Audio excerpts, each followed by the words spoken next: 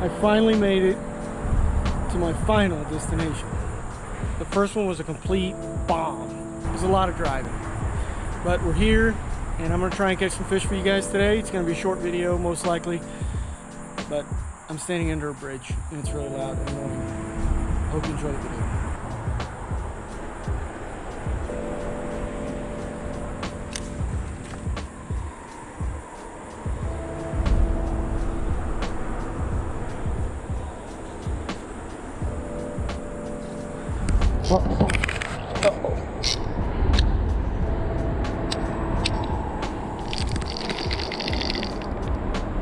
Are you serious? Damn it. Damn, I can't believe that. Okay, what had a hold of you, buddy? I think that was definitely a fish, because I don't see any real marks on it. It wasn't a gar. Yeah. I don't know. Let's get it back out there.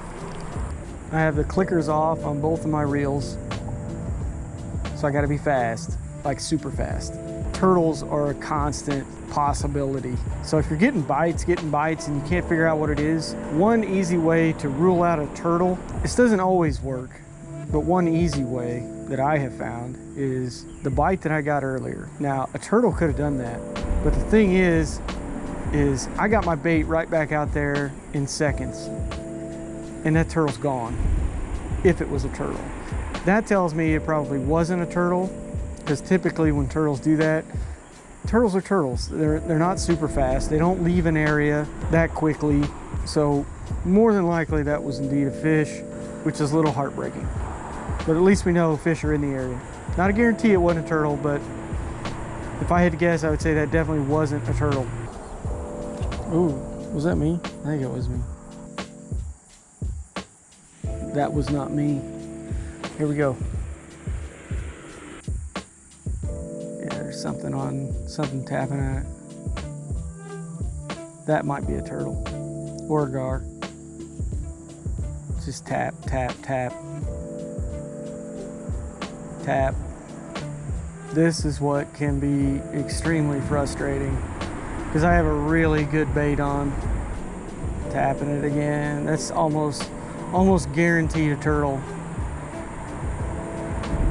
I mean, I've seen gar do that, like really small gar, but typically a gar will pick it up and at least run with it for a little while, making you think you have a fish. Well, you do technically, but it's in a fish's mouth, but in reality it's in a gar's mouth, which accounts for almost nothing.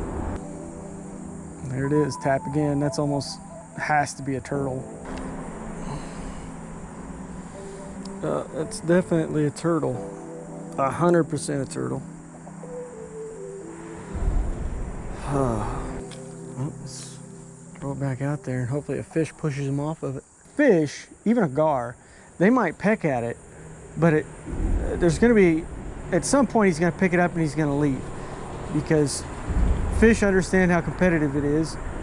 So what they do is they want to grab their food and they want to move. They want to get away from that area and take it someplace safe where they can eat it. A turtle doesn't care. A turtle will sit there and peck at it at the same place. So if you're having those kind of problems, it's almost guaranteed it's going to be a turtle, because a fish is going to pick that bait up and move it, and it's going to give you the appearance that a fish has got it in its mouth. But and it may, you know, my last video I caught a few gar where I was able to hook them, but that's just something to keep in mind if you're having troubles and you can't figure out what's going on. I see that question on the internet all the time. What's going on? I'm getting pecked on all the time, and I set the hook and there's nothing. Guys, that's probably a turtle. If it's picking it up, if it's pecking at it and then picking it up and swimming off, and you're not getting a hook set, it's probably a gar. So that's just something to keep in mind. And it looks like where I'm at currently, we have a turtle problem. So. Okay, so now we got something going on this other pole. It's definitely bouncing. I have a little bit of slack in it,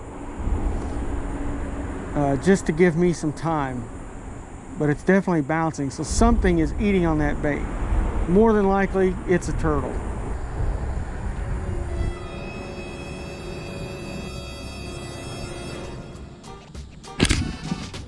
Oh, I got it. Oh, this feels like a turtle. This feels like a turtle. That's because it is a turtle. Guys, this is a giant turtle. And he's unhappy to see me. This is unfortunate as shit. Oh, this sucks. It's a big snapper. That's a big snapper. All right, now, when you find yourself in this situation, I'm about to show you how to get out of it. And try to keep your terminal tackle. Okay, this dude is pissed. That is a very big turtle, guys. It's a big boy. Me and you need to work together on this, okay? We need to work together. All right. Well, looking at this situation here, you guys, is this guy has this thing buried in his mouth. Now, ideally, what I would want to do is get him on the bank. I don't know if I'm gonna be able to do this. And what you'd want to do is get his head pulled out of his shell as far as it'll go. But that's really just, it's not gonna happen. It's just not gonna happen. There you go, bud. Guys, that is a huge snapper. That's like a 35 pounder. Ideally, in that situation, what we would do is get him up, but there's just no way to get that fish up. He's just, or excuse me, there's just no way to get that turtle up here. He's way too big, the bank is too steep. It's not gonna happen. You wanna get that turtle and pull his head out of his shell as far as it'll go.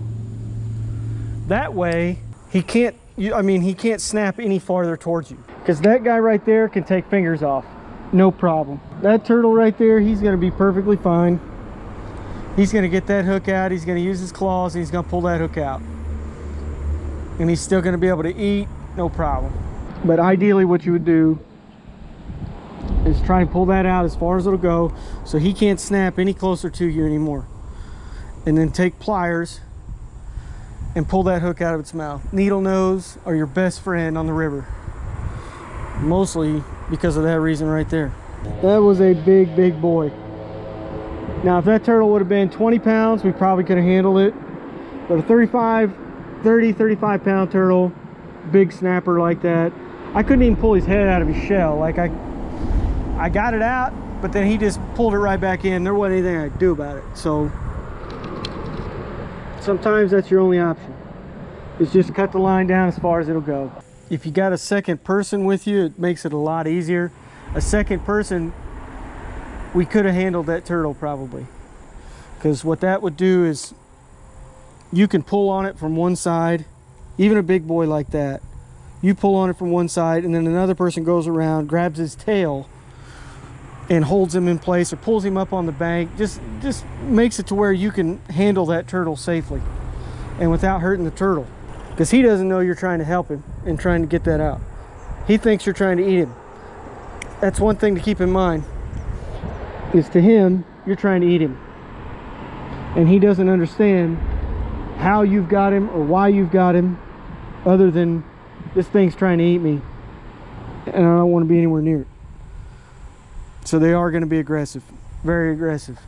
That's why you always want to make sure when you pull on them, you pull their head all the way out of their shell so he can't snap towards you any farther.